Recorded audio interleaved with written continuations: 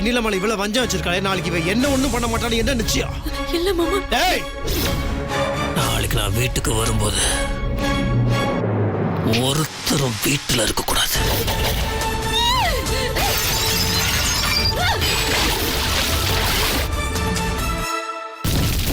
முத்து மாமா, அனி கை சுட போத நீ. முத்து மாமா, நீ விடுங்க, நீ எழுதுங்க.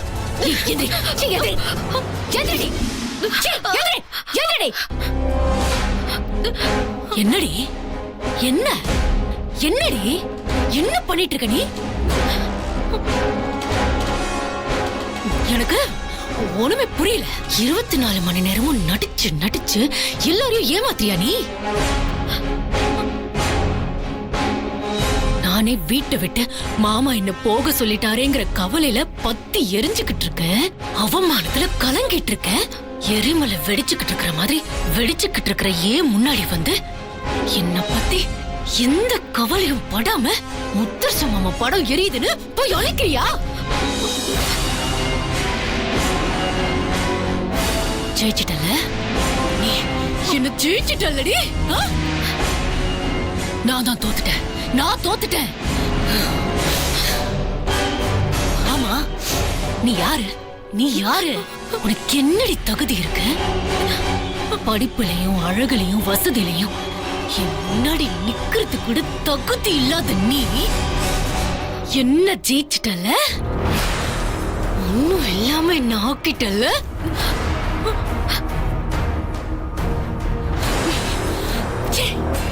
போய் போய் உன்கிட்ட தோத்துட்டேனடி. அதுதான் என்னால தாங்கிக்க முடியல. அந்த அவமானம் தான் என் நெஞ்சு அப்படியே அறுக்கிற மாதிரி இருக்கு.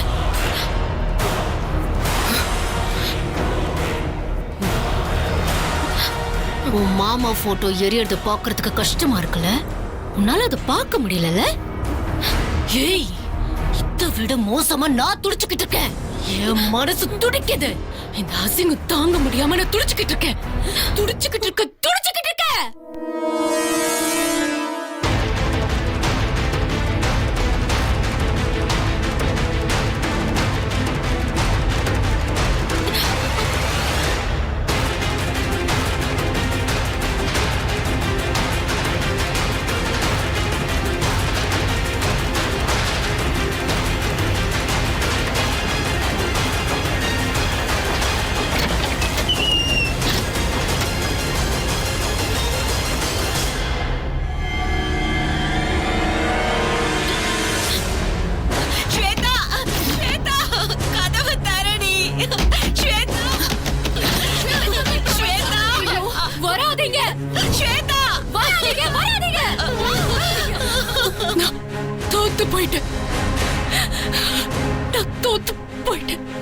நீ தோத்தலாம் போகலடி.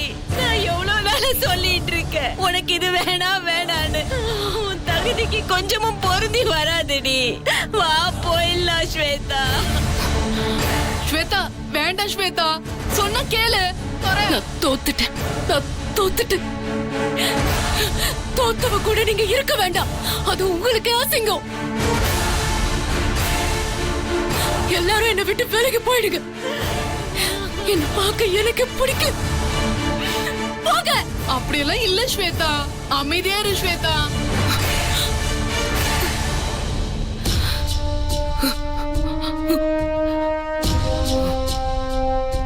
ஐயோ கடவுளே, இவ இப்படி உயிரோட சேர்த்துக்கிட்டு இருக்காளே, நான் என்ன பண்ணுவேன்?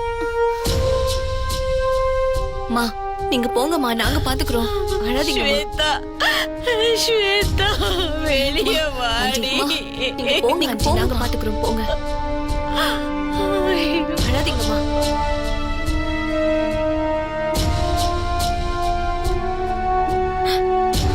ஸ்வேதா வெளியில வாடி.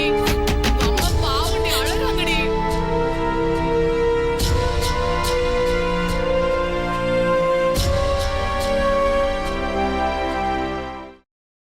இதெல்லாம் நடக்கிறதுக்கு நாமளும் ஒரு காரணம் தாண்டி. ஏன் அன்னைக்கு ஸ்வேதாவை ஆரோ போட சொல்லி விளையாண்டோம்ல, அன்னைக்கு நடந்தது ஞாபகம் இருக்கா?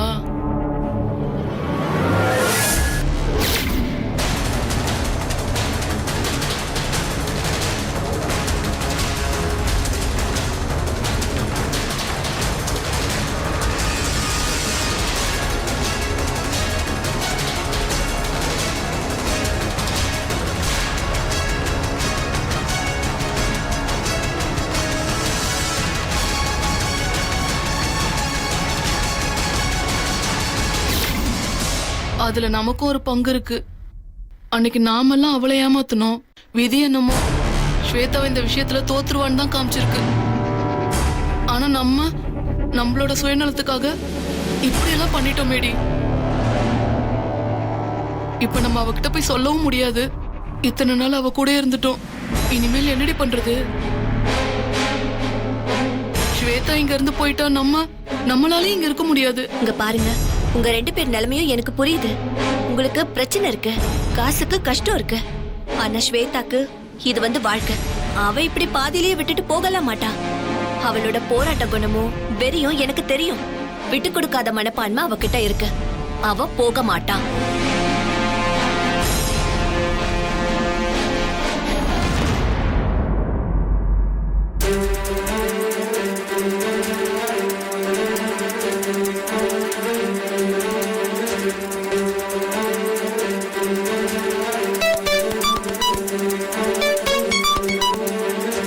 சொல்லு கார்த்தி. ஹலோ அண்ணாமலை என்ன இங்க ஸ்வேதா என்ன பண்ணிக்கிட்டு இருக்கா தெரியுமா?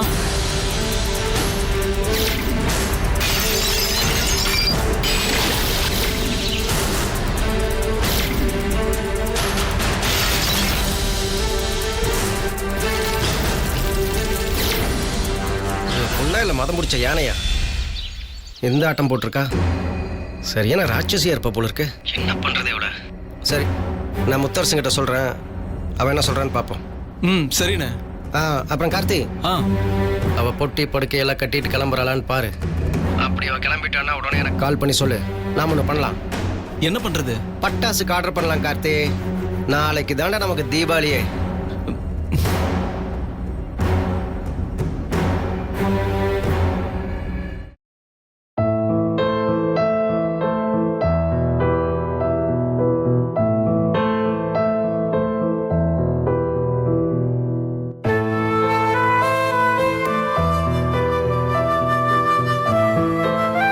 என்ன மாப்ள, ஏன் அப்படி தலையில கை வச்சுட்டு உட்காந்துட்டு இருக்க? மனசு சரியில்லடா. அங்க வீட்லயும் நிலைமை சரியில்லடா. என்னாச்சு? ஸ்வேதா வீட்டில் இருக்கிற பொருளை எடுத்து போட்டு உடைச்சு கொளுத்திட்டு இருக்கலாமா? இவ்வளவு தூரம் நடந்திருக்கு. எனக்கு ரொம்ப உறுத்தலா இருக்குடா. இதெல்லாம் நடக்கிறதுக்கு நானே ஒரு காரணம் ஆயிட்டேன் பாரு. அவ தப்புன்னு தெரிஞ்சப்பவே அவகிட்ட பேசி அவளுக்கு புரிய வச்சு அவ மனசை மாத்தி நான் அவளை ஊருக்கு அனுப்பியிருக்கணும். நான் தயங்கி இன்னைக்கு பாரு விஷயம் இவ்வளவு பெருசாயிடுச்சு. சரி வா வீட்டுக்கு போய் என்ன ஏதுன்னு பார்ப்போம். வேணாம் மாப்ள, வேண்டாம்டா. நீ வீட்டுக்கு போக வேண்டாம். டேய், வீட்டில் அவ்வளோ பெரிய பிரச்சனை நடந்துட்டு இருக்குன்ற அப்புறம் வீட்டுக்கு போவானு சொல்ற? டேய், ஸ்வேதா எதை பண்ணாலும் அதில் ஒரு உள்குத்து இருக்குண்டா. அவளை நீ நம்பாத. இவெல்லாம் பொண்ணா பிறந்திருக்க வேண்டியவே இல்லை. ஏதாவது ஒரு நாட்டு கொரில்லா படைக்கு தளபதியாக இருந்திருக்க வேண்டியவன். அவளோட எதிரி நீ யாரையாவது முடிவு பண்ணிட்டா அவங்கள ஸ்கெட்ச் போட்டு தூக்குறதுல பயங்கர கில்லாடிடா. டேய், என்னடா சொல்ற? நான் என்னடா சொல்றது? நீயே பாத்தியில வெண்ணிலாக்கு நீ தாவணி எடுத்து கொடுத்ததை பொறுக்காம ஆட்களை செட்டப் பண்ணி பிளான் பண்ணி என்ன பண்ணான்னு. அவ சாதாரணமானவே இல்லடா. இப்போ நீ வீட்டுக்கு போறான்னு வச்சுக்கோ, என்ன பண்ணுவா? மாமா நான் பண்ணதில் தப்பு, என்னை மன்னிச்சுக்கோங்கன்னு காலில் விழுந்து கதறி அழுது ஒரு நாடகம் போடுவான். நீயும் பாவ பொண்ணையும் பார்த்து அவன் மேலே பரிதாபப்பட்டு இனிமேல் இந்த மாதிரி தப்பெல்லாம் பண்ணாத, உன்னை மன்னிச்சிட்டேன்னு சொல்லி வீட்டிலே இருக்க சொல்லிடுவேன். நீ அந்த பக்கம் போனதும் அவள் வேலையை காட்ட ஆரம்பிச்சிருவான். மாப்பிள்ள, ஒன்று நல்லா தெரிஞ்சுக்கோ, அவள் உன் முன்னாடி காட்டுற முகம் வேற, மற்றவங்களுக்கு காட்டுற முகம் வேற. அவளை வீட்டு விட்டு போக சொன்னது கூட நல்லதுக்கு தான் மாப்பிள்ள. என்ன, ஒரு 2 நாளைக்கு கத்துவா, அப்புறம் தானா அடங்கிடுவா. என்னடா யோசிக்கிற? நீ என்ன இதை எடுத்தான் கவுத்தானா பண்ண? அவள் எல்லாம் மீறி போயிட்டாடா. அவள் பண்ணுறதையெல்லாம் பார்த்து பார்த்து பொறுக்க முடியாம கடைசியில் தாண்டா இந்த முடிவுக்கு வந்த. அதனால உண்மையில எந்த தப்பும் இல்லை, வருத்தப்படாத. மாப்பிள்ள, முதல்ல நீ செஞ்சது தப்பு இல்லை, அதில் ஒரு நியாயம் இருக்குன்னு நம்பு. அப்போதான் உனக்குள்ள இருக்கிற குற்ற உணர்ச்சி போகும். அதுவும் இல்லாமல் ஸ்வேதா சிட்டியில் வளர்ந்த பொண்ணுடா. அவள் நம்ம மாதிரி இல்லை. அவளுக்கு இந்த பாசம் பந்தம் இந்த அட்டாச்மெண்ட் எல்லாம் அவளுக்கு அவ்வளவா இருக்காது. ஒரு 2 நாள் கத்துவா, அப்புறம் யோசிப்பா, புரிஞ்சுப்பா. அதுக்கப்புறம் இதான் தான் வாழ்க்கைன்னு தெரிஞ்சுட்டு அவன் வழியில போயிடுவா. ஆனா வெண்ணிலா அப்படி இல்லடா. உன் காலையை சுத்தி சுத்தி வரவன். நீ என்னதான் அடிச்சாலும் திட்டினாலும் கட்டினா உன்னதான் கட்டுவேன்னு ஒத்த காலில் நிற்கிறவன். ஆனா ஸ்வேதா வெண்ணிலாவா நீ என் பொண்டாட்டின்னு சொன்ன ஒரு வார்த்தைக்கு நீ வீட்டுக்குள்ள வந்தது உன் சட்டையை பிடிச்சவ. வீட்டை விட்டு வெளியில போன சொன்னதும் வீட்டில் இருக்கிற பொருளை தூக்கி போட்டு உடைச்சு கொளுத்திட்டா. ஸ்வேதா இங்க, வெண்ணிலா இங்க. வெண்ணிலா முன்னாடி நிக்க கூட இந்த ஸ்வேதா கருகதே இல்லடா. சரி, எல்லாத்தையும் மறந்துடுமாப்ல. நீ மனசுல எதையும் போட்டு குழப்பிக்காத, வருத்தப்படாத. எல்லாத்தையும் என்கிட்ட விடு, நான் டீல் பண்ணிக்கிறேன். என்ன?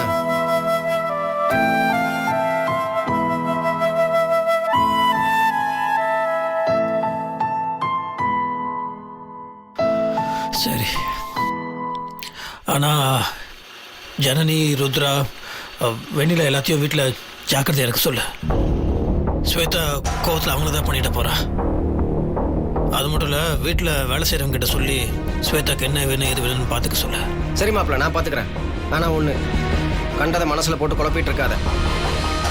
நீ நினைக்க வேண்டிய ஒரே விஷயம், நாளையிலிருந்து நான் ஒரு புது வாழ்க்கையை ஆரம்பிக்க போகிறேன். அதை மட்டும்தான் நீ நினைக்கணும், புரியுதா? சரி, மூட்டையில் லாரியில் ஏற்றிட்டாங்களான்னு பார்க்குறேன்.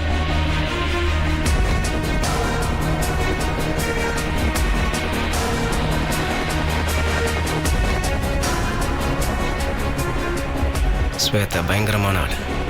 அவளுக்கு 2 முகம்னு சொன்னனே, இல்லை அவளுக்கு 1000 முகம். மறுபடியும் இந்த வீட்டில் தங்கறக்கவ ஏதாவது ட்ராமா பண்ணுவாள். அதை யாராலும் யூகிக்க முடியாத அளவுக்கு பண்ணுவாள். அதுக்கு மட்டும் இடம் கொடுத்துடவே கூடாது. ஸ்வேதா, உன்னை என்ன பண்ணுறேன்னு பாரு.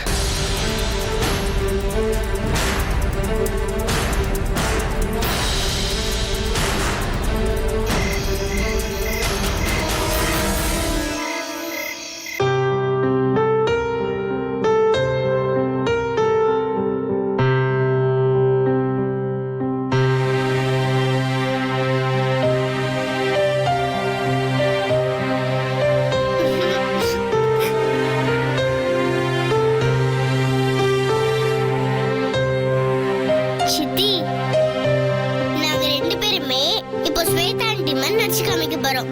எங்கள யார் நல்லா நடிக்கிறாங்கன்னு நீ தான் சொல்லணும், ஓகேவா? ச்சே, போ ருத்ரா. பாவம் ஸ்வேதாக்கா, அவங்களே மனசு நொந்து போய் வேதனையில பேசினதெல்லாம் கிண்டல் பண்ணிட்டு இருக்காத. எனக்கு தூக்கம் வருது. நீங்க கிண்டல் பண்ணி பேசுறதெல்லாம் பார்த்தா அவங்களுக்கு ஏன் மேலதான் கோவம் வரும். ஐ, உன்னை பார்த்தா பயப்படுற மாதிரி தெரியுது. எதுக்கு பயப்படுற? எங்களுக்கெல்லாம் பயமே இல்ல. அவங்கள என்ன பண்ணிட முடியும்? அப்பா தான் கூடாரத்தெல்லாம் காலி பண்ணிட்டு ஓட சொல்லிட்டார்ல. அண்ணி, நீங்க தான் சும்மா பாவம், இறக்கும், பரிதாபம் எல்லாம் பாத்துட்டு இருக்கீங்க. அவங்க என்னைக்காவது உங்களுக்கு பாவம் பார்த்திருக்காங்களா? அப்படி இருக்கும்போது ஏன் அண்ணி இவ்ளோ பயப்படுறீங்க? எதுக்காக உங்களுக்கு பாவம் பாக்குறீங்க? உங்களை மொத்தமா செத்தா கூட பரவாயில்லன்னு நினைச்சிட்டு இருக்கவங்களுக்கு போய் இவ்ளோ இறக்க காட்டுறீங்களே அண்ணி. நீங்க உண்மையிலே உங்க அம்மா வயித்துலதான் பிறந்தீங்களா, இல்ல வானத்துல இருந்து அப்படியே குதிச்சு வந்தீங்களான்னு தெரியல. போ ஜனனி, ஏதாவது கிண்டல் பண்ணிக்கிட்டே இருக்க. நான் போய் படுக்கிறேன். அண்ணி இருங்க அண்ணி, நான் நடிக்கிறத பார்த்துட்டு அப்புறமா போய் படுங்க, சரியா?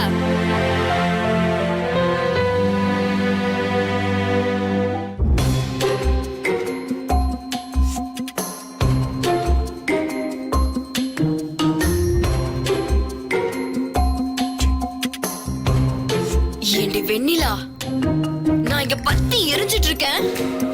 உனக்கு முத்தரசு மாமா படம் எரியறது முக்கியமா போச்சோ? ஏண்டி நடிக்கிற? ஏன் நடிக்கிற? எப்படி இருந்துச்சு? போ ஜனனி, எனக்கு தூக்கம் வருது. தூங்குறதா? என்ன சித்தி நீ? இன்னைக்கு ஒரு முக்கியமான ராத்திரி. நம்ம ரொம்ப நாளா எதிர்பார்த்த ஒரு நல்ல விஷயம் நம்ம வீட்ல உனக்காக நடக்க போகுது.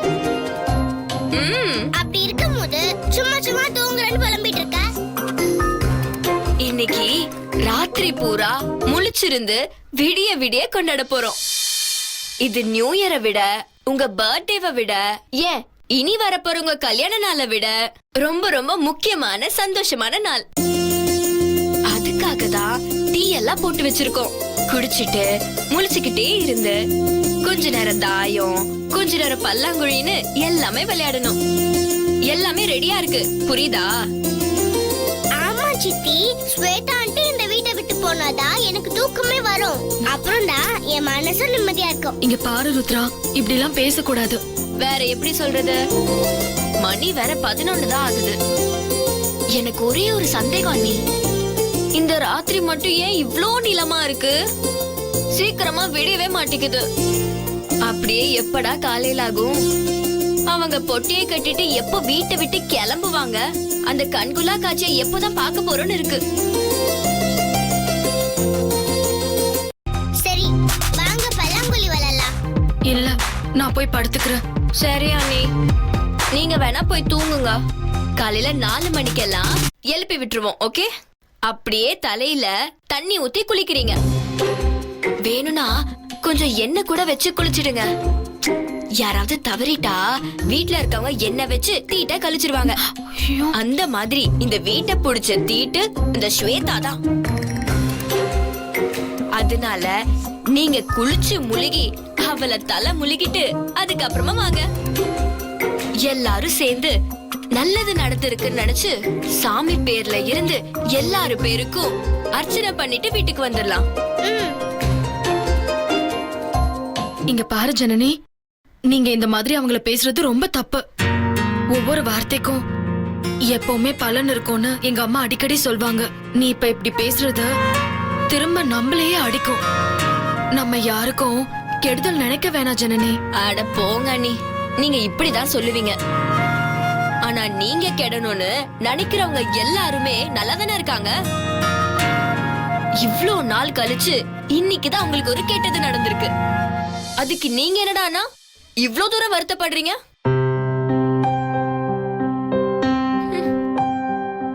சரி அண்ணி, நீங்க வேற எதுவும் பண்ண வேணாம். நல்லா குளிச்சு முழுகி ட்ரெஸ் பண்ணிட்டு காலங்காத்தால கோவிலுக்கு எங்களோட வாங்க.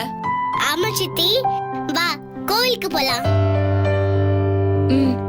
சரி போலாம். நான் கொஞ்ச நேரம் படுத்து தூங்குறேன். சரி போங்க. நம்ம தாயக்கட்ட விளையாடலாமா?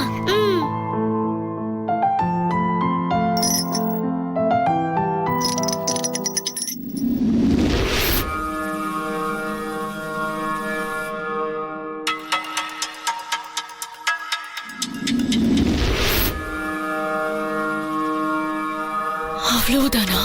அவ்வளவுதானா? எல்லாமே முடிஞ்சு போச்சா? ஸ்வேதானே எனக்குள்ள இருந்த திமிரு கம்பீரம், இந்த வீடே எனக்கு தாங்கிற உரிமை எல்லாம் ஒரே நாள்ல கனவா போயிடுச்சு. ஸ்வேதா, இனிமே நீ அவ்வளவுதானா?